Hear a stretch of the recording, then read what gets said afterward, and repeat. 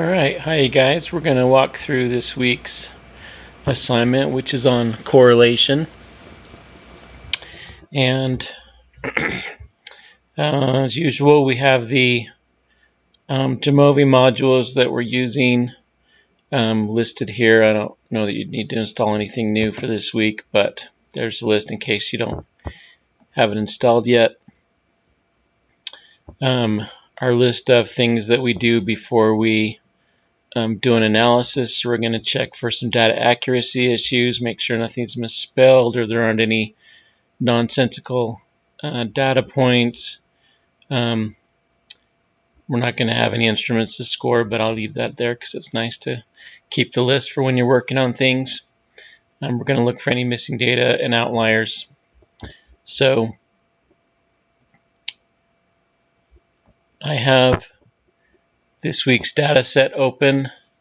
It's from the field examples. It's called exam anxiety. And we can go look at these variables. And the first one is just a ID variable.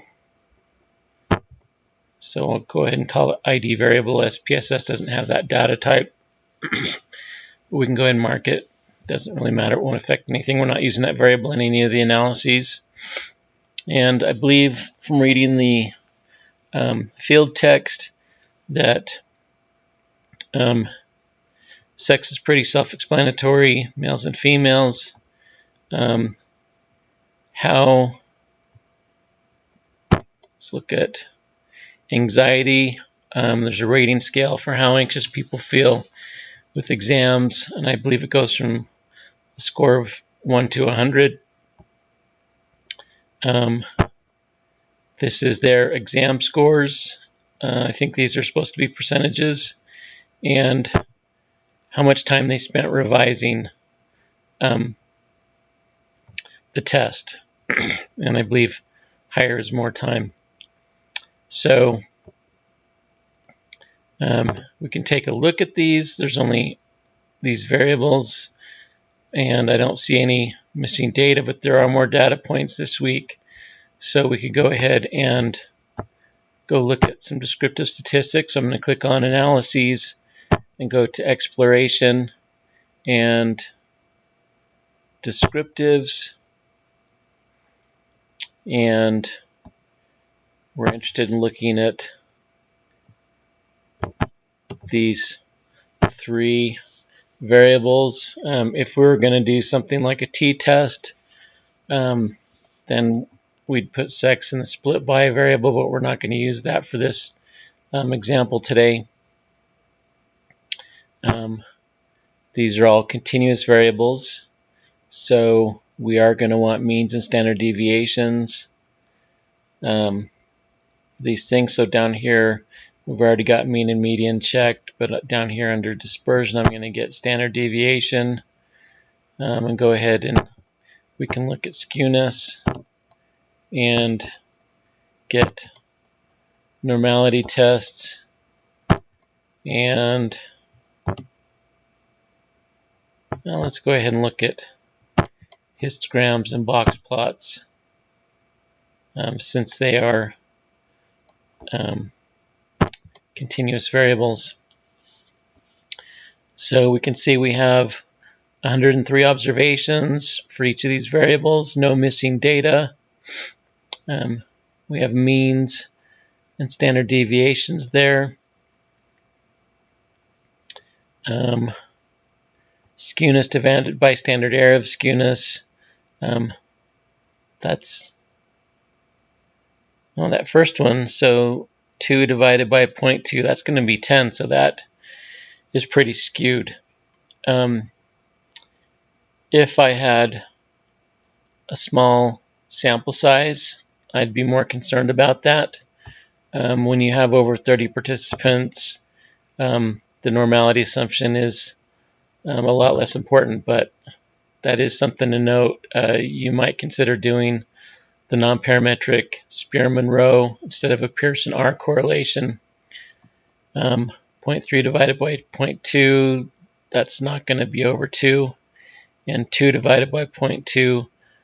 So time revising and anxiety both have a pretty high skewness divided by standard error of the skewness. And you can see how those are significant for our Shapiro-Wilk test. So that might be something to note for these. Again, we do have a large sample size, so you could justify doing the Pearson R, but you might consider looking at the Spearman-Rowe. And from the histogram, we're not surprised to see that there are outliers on here. Same thing with the box plots. There's our QQ plot, and we can see that the data points do deviate from normality a good bit.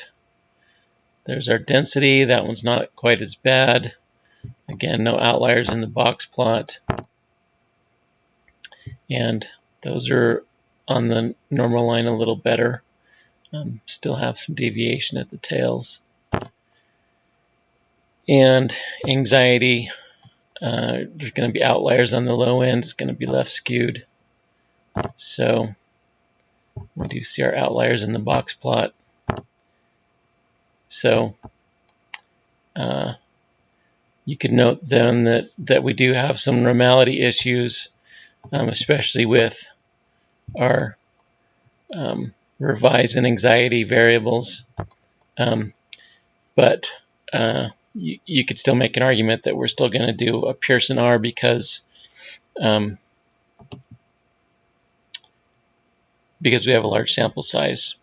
We'll go ahead and run a Spearman-Rowe just to see how those look as well. So we didn't see any other problems with this data set, so I would note the normality issues on your answer sheet. And we can move on to looking at some variables. Now, we did download the scatter module, and you can see that we could run scatter plots for each of these variables, but this is not the easiest way to do it, because we would want to see a scatter plot for each of the pairwise combinations of these 3 variables that we're going to look at. And rather than do it here using the scatter menu, we're going to go right to the correlation menu, and that's going to allow us to do some plots. Just for fun right here, so I'll go ahead and move this here rather than show you later. So when I first looked at the correlation menu, I did not see the option to get the scatter matrix, and I was like, I always want to see a scatter matrix. So I actually went and found some R code to let us get a scatter matrix. And so I put the code down here towards the bottom of the assignment, and we can go ahead and copy that. And in Jamovi, I went ahead and left it there so that you guys could see an example of how we might code that in R directly. And there's some functions here. One is called pairs, and it uses the indexes for the variables in the data set, and we'll see what that gives us. There's another way to format the variables in pairs, and you can do it using a formula method, and I put an example in there for you. And there is another function called plot, and you'll notice that it looks a lot like pairs, and we'll see what that looks like.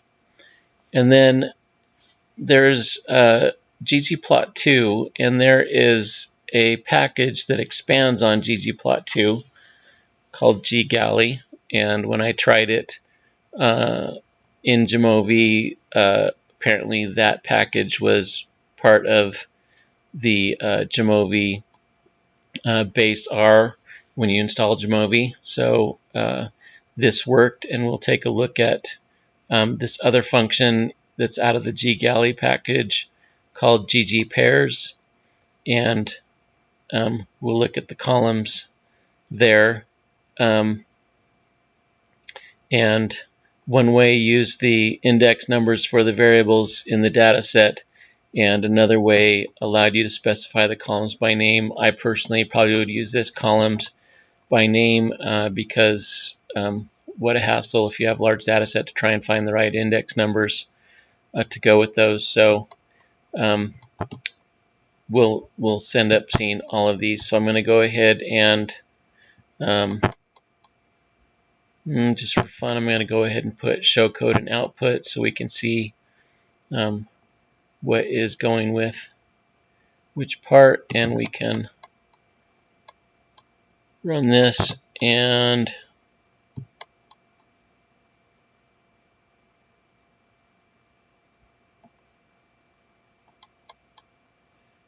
course I got an error when I run this for my video. I'm going to pause this for a moment and see if I can figure out what this error is.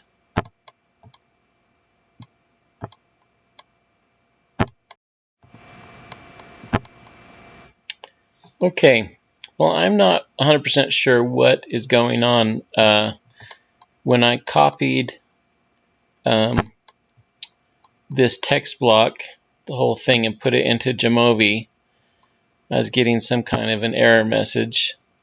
And if I went and copied one line at a time and pasted it in and then ran it each time, it would run these plots. And I did not change anything in the actual code to get these plots. Here's the pairs function using the variable indexes for the data set. There's the pairs function using the variable names. You'll notice those two plots are exactly the same because it's the same function. There's the plot function, and the plots are the same pretty much as what you get with pairs, and the example I found online specified that color. I didn't change it, so you'll see that color changes, but the plots are exactly the same as you get with the pairs data. And here are the ggplot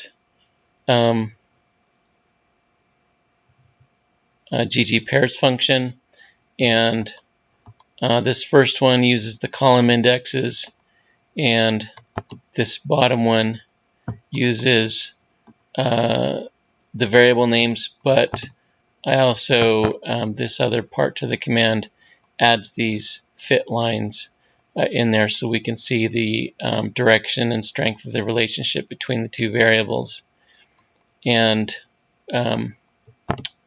what you're looking at with these and with all of these is you'll notice that this row and this column are the revise variables, and this plot right here would be the scatter plot using between the revise and the exam variables. And this is what a typical matrix scatter will look like in SPSS. Is you'll have a matrix, and the bottom and the top are going to be filled in, but actually the plots are the same thing. So this is revise and exam, and if I had to guess, I would say revise is probably along the x-axis and exam is probably along the y-axis on this plot, and this probably reverses that, switches the axes, and exam here is going to be along the x-axis and revise along the y-axis. So this plot and this plot are actually the same thing. It's just the axes are transposed.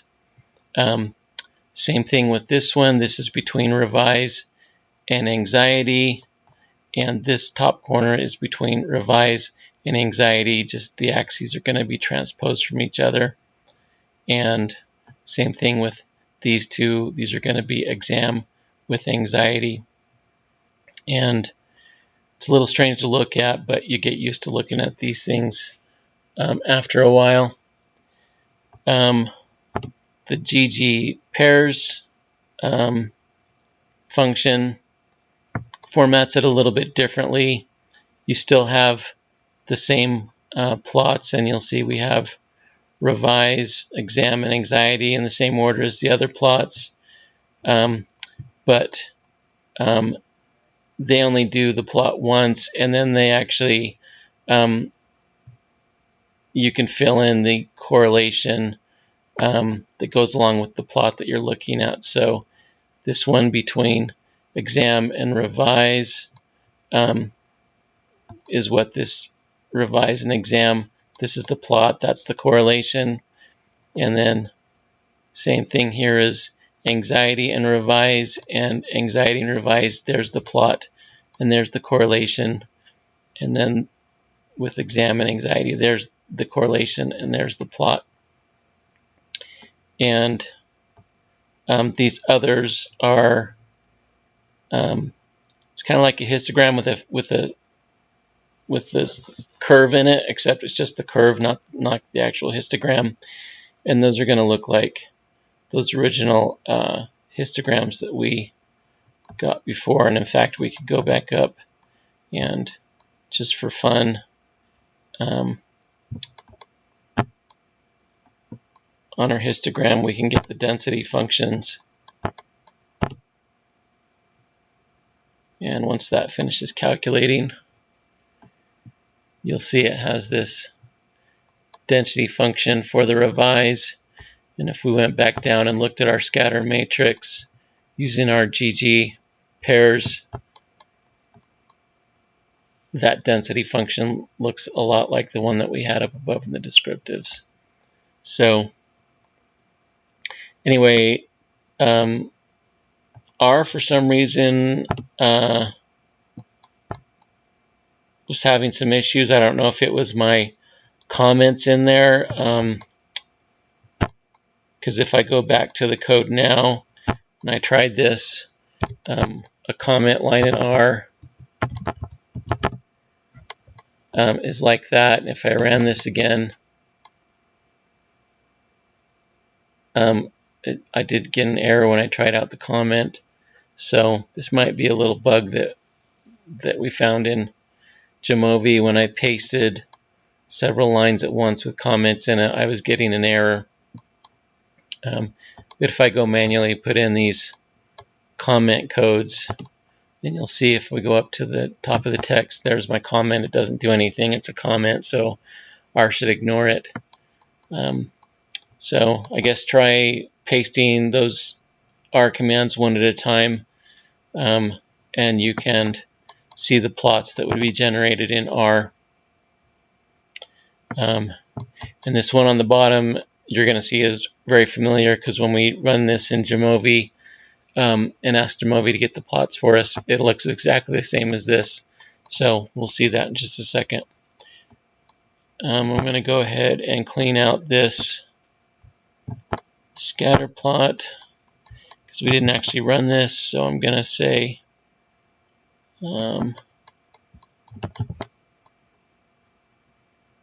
remove. We don't need that in our output.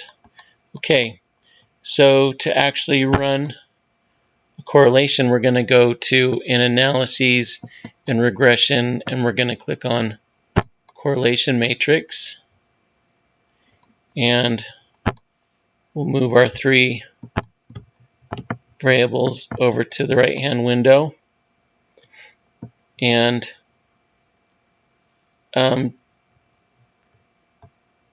I'm just going to run this with Pearson R right now. I'm going to go ahead and get significance, have it flag significant correlations. We already looked at the N's, so I probably won't put it in this output. And we knew there was 103 on each, so if you want to click it and look at it, you'll see it puts it in.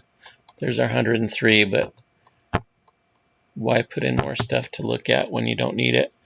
I'm going to go ahead and put in these confidence intervals. And this was a little bit new for me when I was learning SPSS. I don't know that it had the option to get confidence intervals for the Pearson correlation, but I think it's a great idea.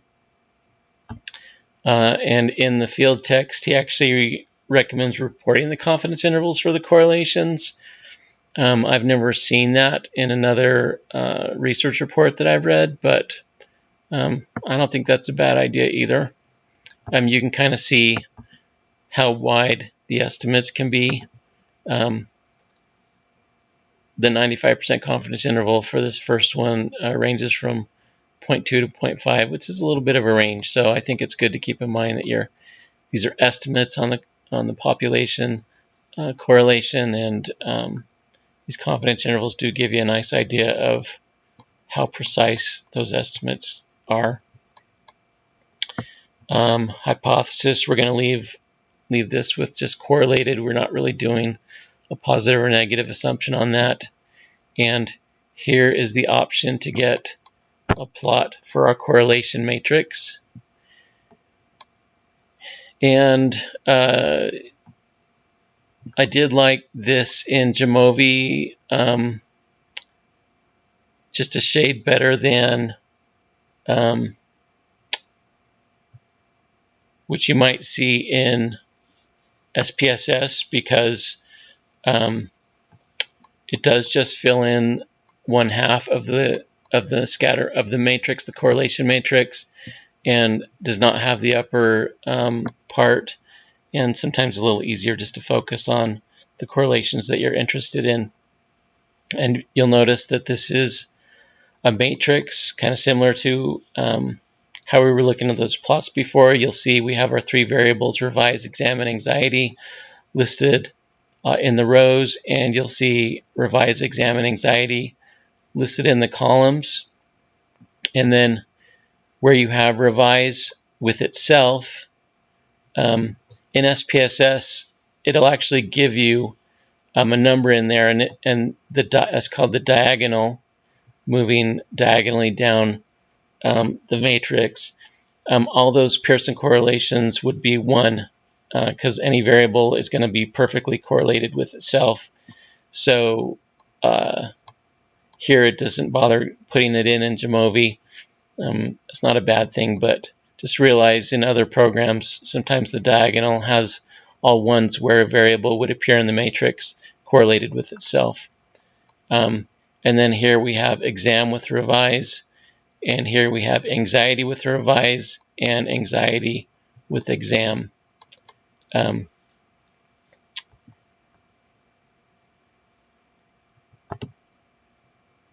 And you'll notice we get this plot, and here are the 3 plots, and there's a couple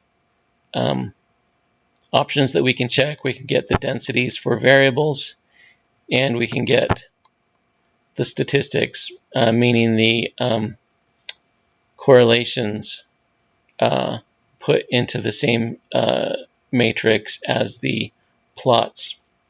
And this does take a second to recalculate, and you'll see this looks about exactly like the one that we got using GG pairs from the G-Galley package in R. So I suspect that probably behind the scenes, that's what the Jamovi programmers are using to generate this. So, and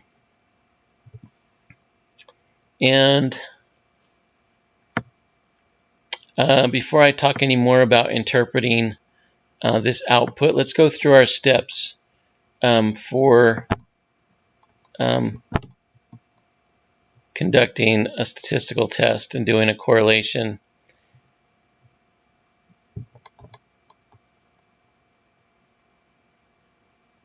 Oh, I don't think I had you guys look at StatCat yet. Let's go ahead and go back and run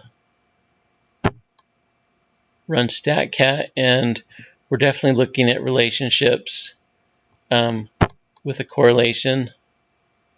So we can pick two of these variables and put them into the independent and dependent variable, and you'll notice that when we have two continuous variables that we get a Pearson correlation coefficient is a suggested analysis.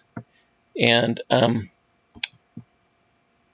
was a little bit surprised that they didn't give us a non-parametric equivalent, which would be a Spearman row.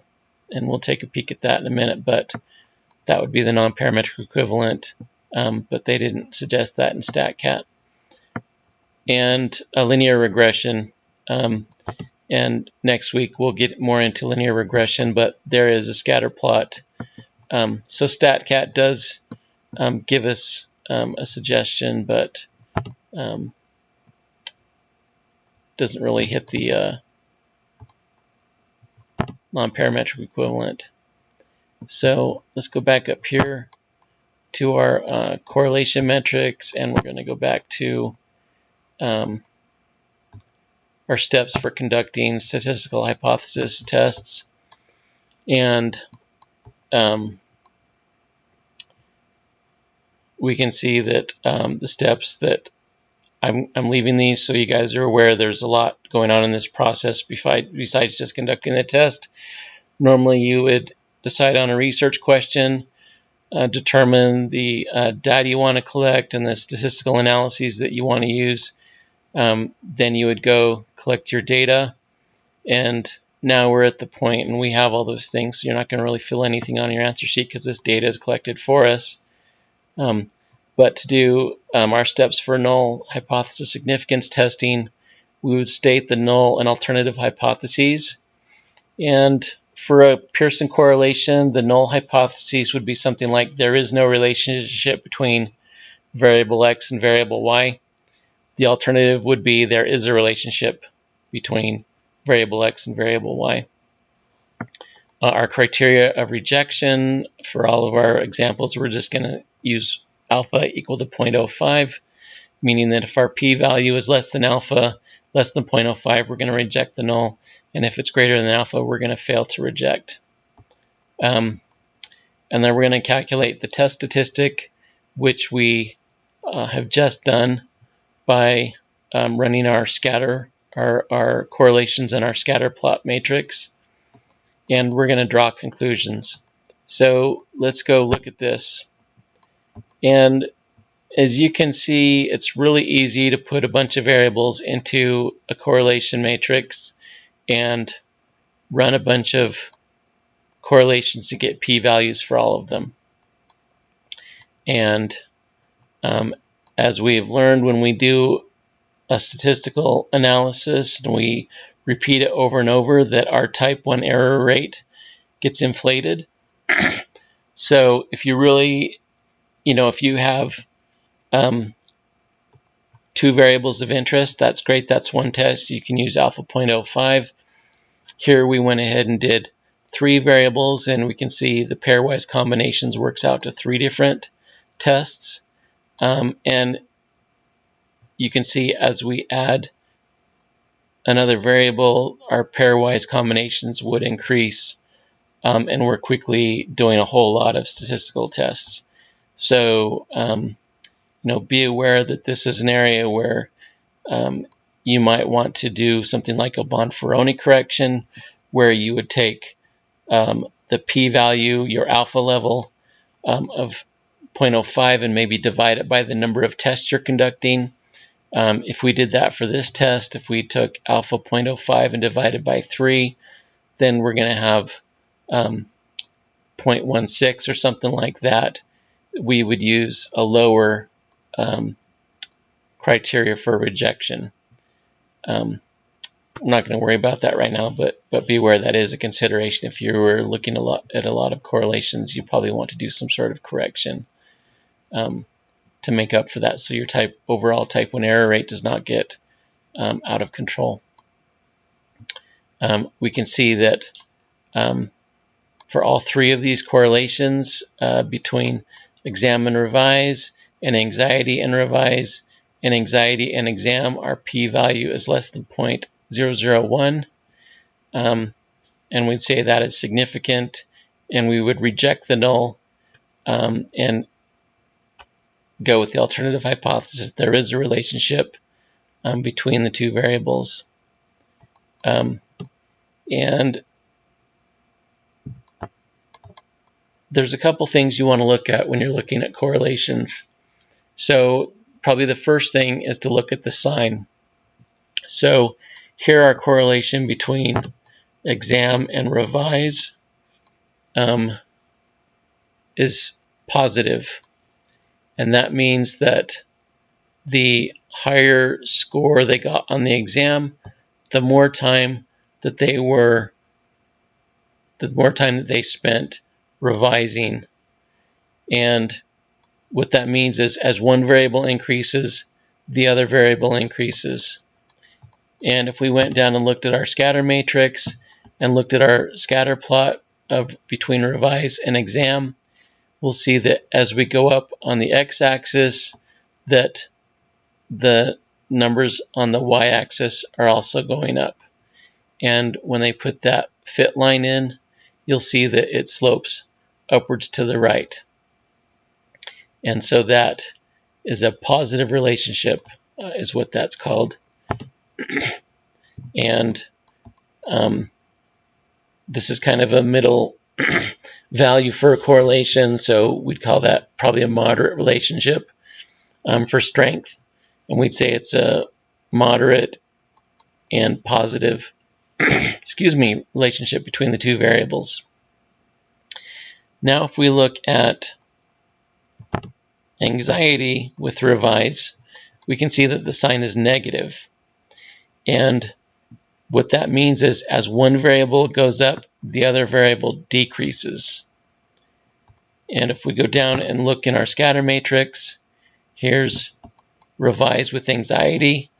As anxiety gets higher, then the time spent revising drops.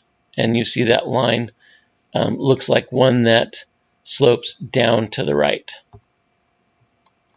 And 0.7 is getting to be a higher strength. So we'd probably call this a not quite a strong correlation, but a moderately strong correlation, and it's a negative relationship. And finally, if we looked at anxiety with exam, this is negative, so we're going to expect the plot to slope down to the right. And that means as anxiety increases, our exam scores go down.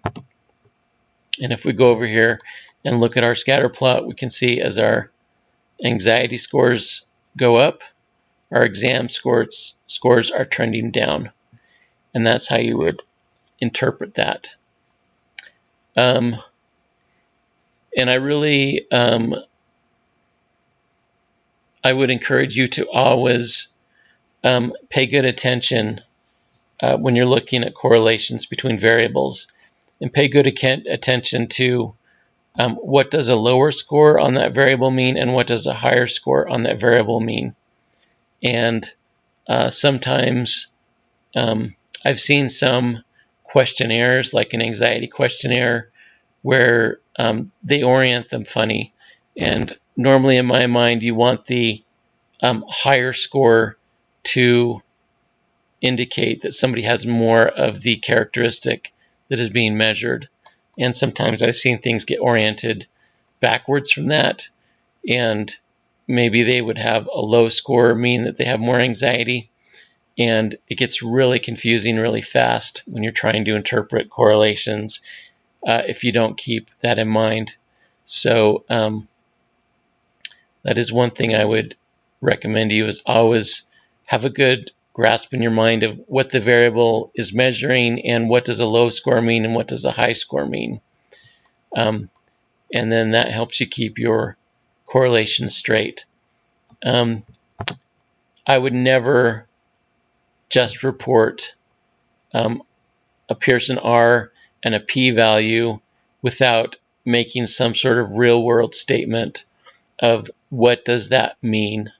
And what we would say to interpret anxiety with exam, we would say as anxiety scores increased and people had more anxiety, that exam scores dropped and people did worse on the exam and got a lower score. Because it's so easy just to give an R value and a P value and not really take the time to explain to the person you're reporting to what that means in real life. And that's one thing that field doesn't really emphasize very much, but I think that's something I would add to what field recommends in reporting p-values and in Pearson correlations. He also suggests to report the confidence intervals, and I've never really seen that done in research reports, but I don't think it's a bad idea at all. And I think it's perfectly justifiable to put it in, but sometimes people are working with publication limits and word limits on their publications, and that might be something that gets kind of edited out. So on your answer sheet, I would, when you're talking about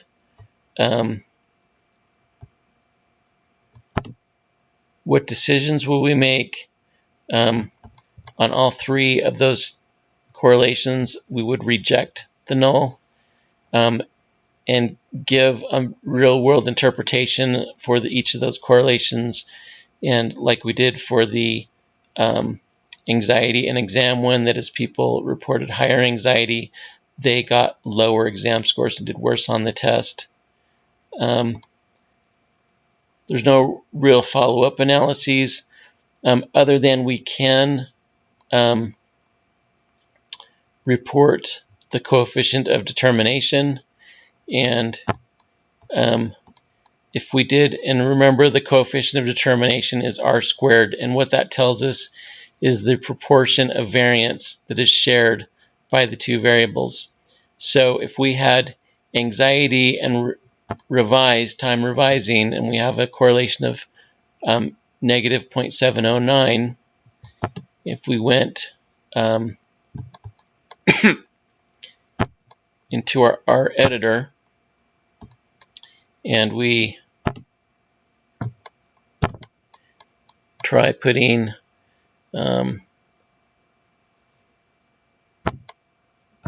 let's try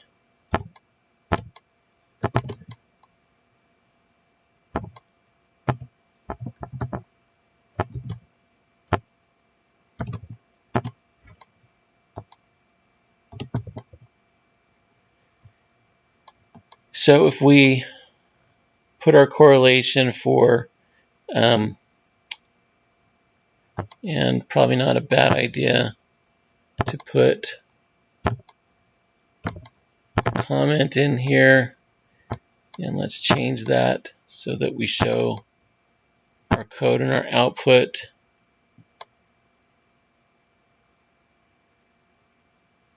And so this is for revise and anxiety. Let's put that in our comment.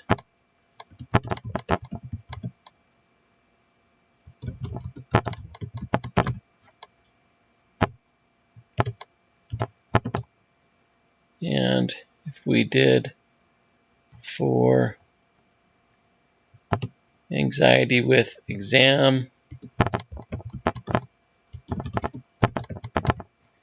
and we can see that that correlation is negative 0.441 squared. And then the last one was with revise and exam. And that correlation was positive 0.397.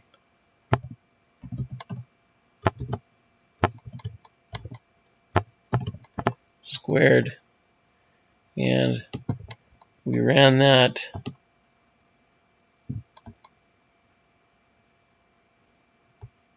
We will see that Revised with Anxiety shares 50.3% of their variance.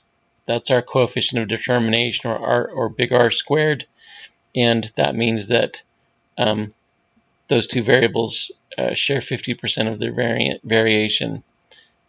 Anxiety with exam, we get a 0.194, and if we change that to a percent, that's going to be 19.4%.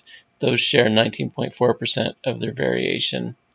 And revised with exam, 0.397 squared, and we get 0.157, and we'd say that we'd probably round that up to 0.158. If we change that to a percent, that is 15.8%, and those share 15.8% of their variance.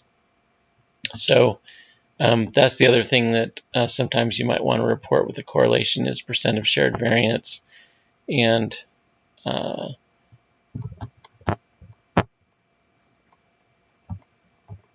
that's probably